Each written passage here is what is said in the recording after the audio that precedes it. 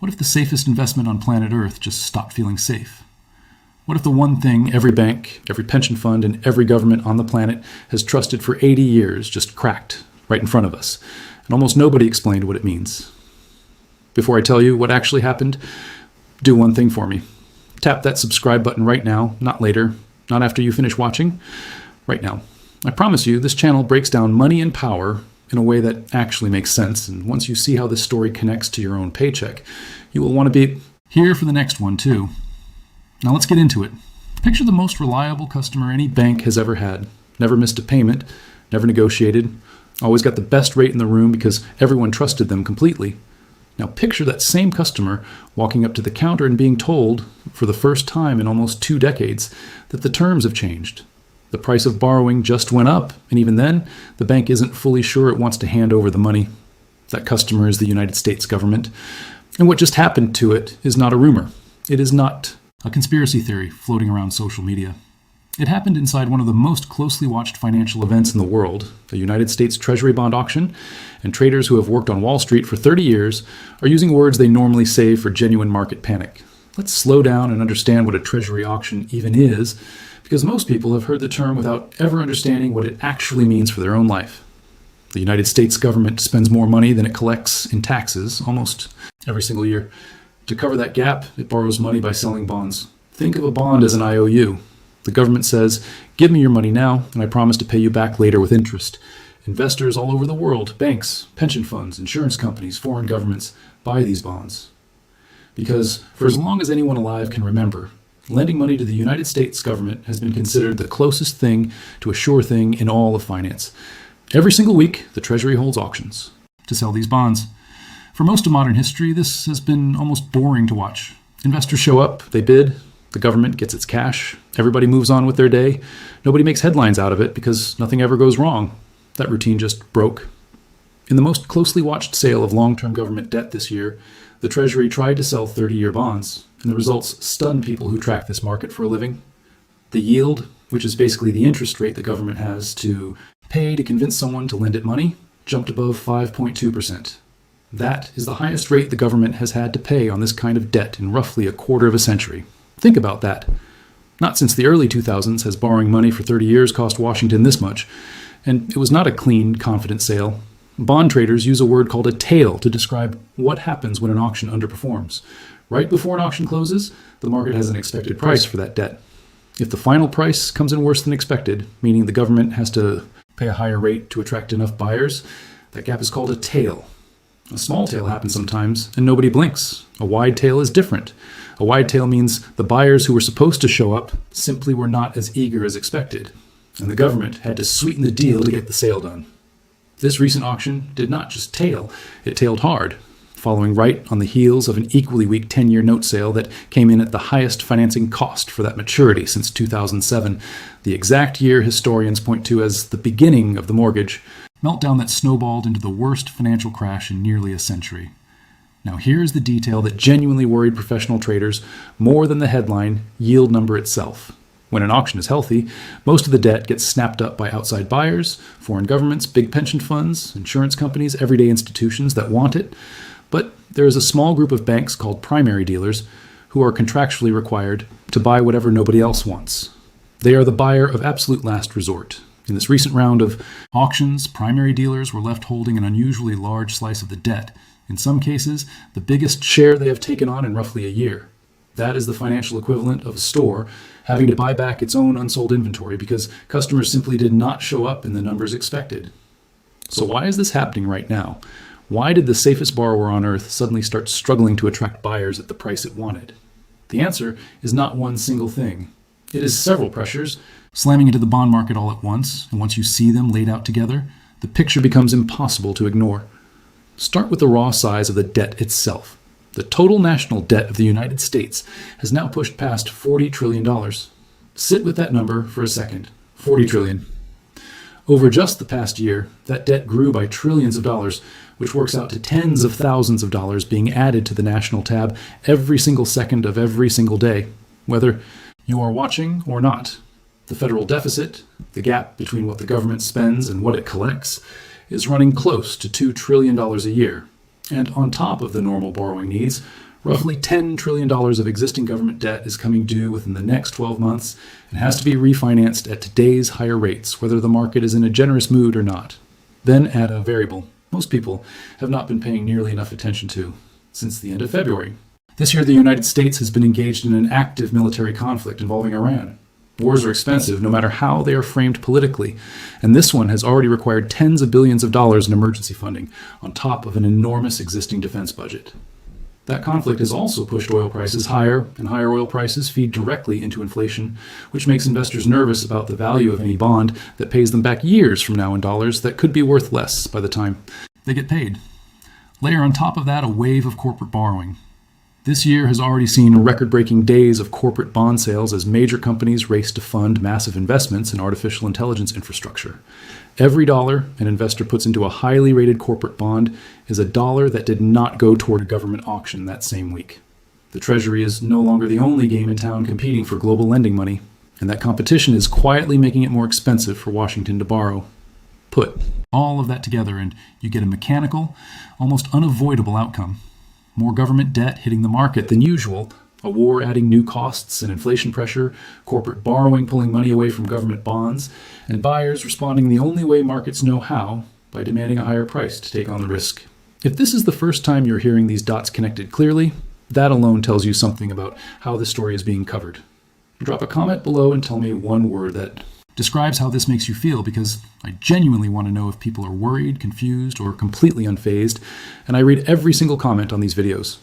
Now let's talk about what this actually means for you, because a bond auction in Washington can feel like a distant, abstract event until you realize it is quietly sitting underneath almost every major financial decision in your life. The interest rate on 10-year government debt is the benchmark that 30-year mortgage rates are priced from. When that yield climbs, mortgagee rates climb with it, usually within days or weeks, not months. Average mortgage rates in America have already been sitting well above 6% for a long stretch this year, keeping millions of potential home buyers priced out of a market that was already brutally unaffordable before any of this started. It does not stop at mortgages.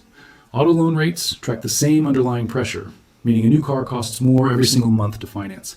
Credit card interest rates, already sitting near some of the highest levels in decades, have almost no room to fall while the government's own borrowing costs keep climbing instead of easing. Small businesses trying to get a loan to make payroll or expand face the same higher wall. Even your local city government, when it borrows money to fix roads, build schools, or upgrade water systems, is paying more, and that cost eventually lands on your local taxes and utility bills, even though almost nobody connects it back to a bond auction happening hundreds of miles away in Washington.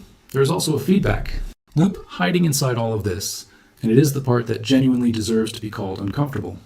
As auctions weaken and yields rise, the interest the government pays on its own existing debt goes up too. The United States is already paying more than $1 trillion a year just in interest payments, making interest the third biggest line item in the entire federal budget, behind only Social Security and Medicare, and now ahead of the entire defense budget. Every bit of additional yield adds tens of billions more to that annual interest bill. That widens the deficit further. A wider deficit means the government has to borrow even more. And borrowing more means showing up to sell even more debt into a market that is already showing signs of fatigue. It is a loop that feeds itself, and loops like this and government finance rarely resolve themselves quietly. Now, I want to be precise here, because sensational headlines love to exaggerate, and clarity matters more than drama. The United States did not miss a payment. No auction was literally canceled. The government always technically gets its cash because those primary dealers are obligated to buy whatever is left over. But in the world of professional bond trading, an auction that clears only because dealers were forced to soak up an unusually large share at a rate meaningfully higher than expected is treated as a functional failure.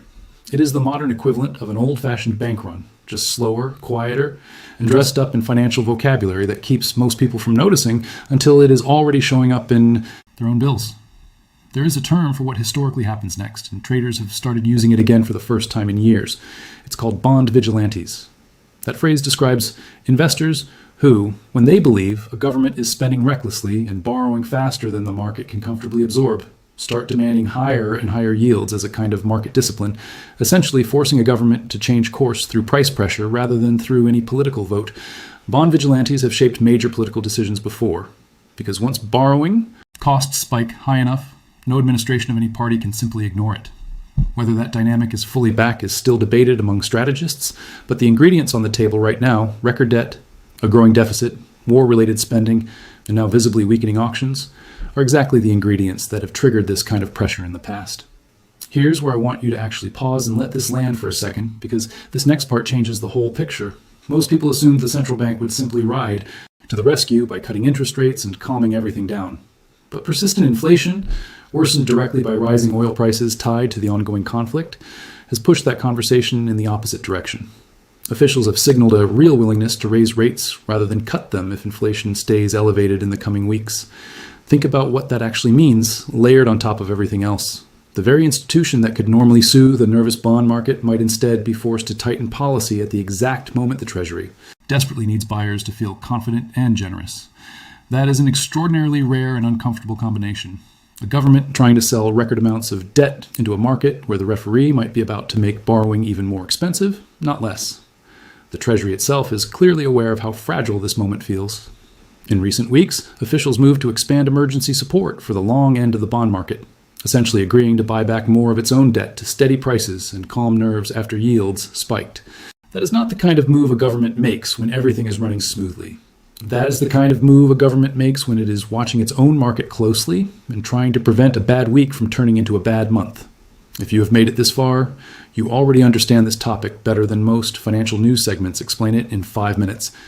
Hit that like button right now, not because I'm asking for a favor, but because the algorithm only shows videos like this one to more people when enough of you tell it to. And there are a lot of people out there who have no idea any of this is happening to their own mortgage rate. Let's zoom out and ask the question that actually matters most. Is this the beginning of something much bigger?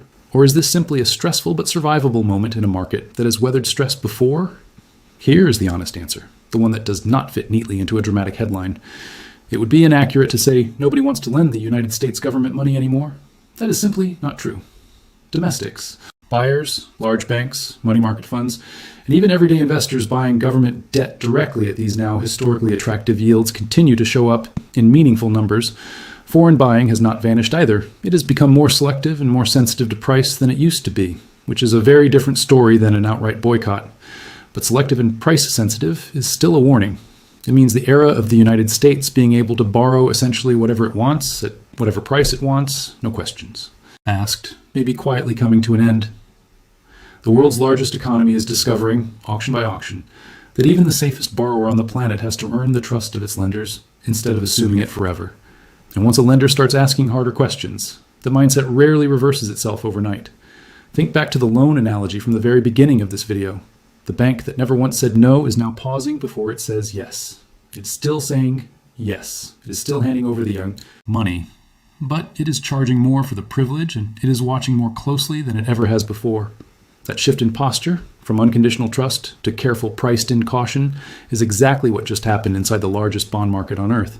And it did not happen because of one bad afternoon. It happened because years of rising debt, a costly ongoing conflict, and a flood of competing corporate borrowing all arrived at the same door at the same time.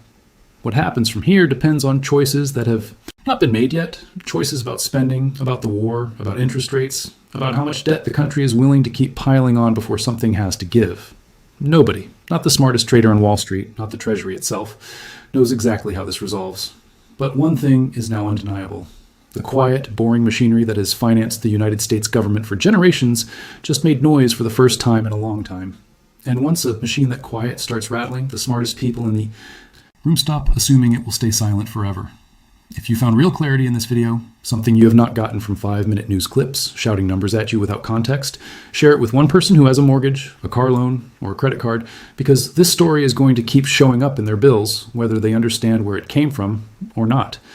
Subscribe if you have not already, because we are going to keep tracking this exact story as it develops, and you do not want to be the last person to understand why your own interest rate just went up.